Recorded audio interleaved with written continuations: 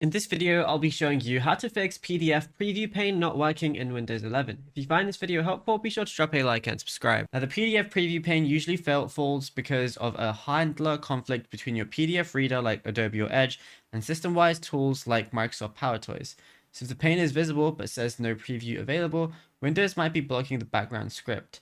What you want to do is open up any folder. So I'm just going to open something up right now. And then once you go ahead and open it up, it's going to look something like this. On the top, click the three little dots and then go ahead and select options.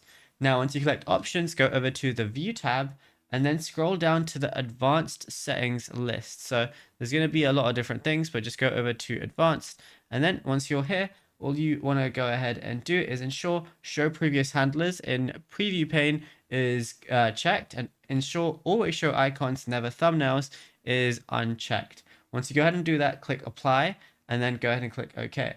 Now, if you use Adobe, it has its own internal switch that must be flipped to talk to Windows 11. So open up Adobe Acrobat or Reader, click Menu, and then Preferences. On the left sidebar, click General.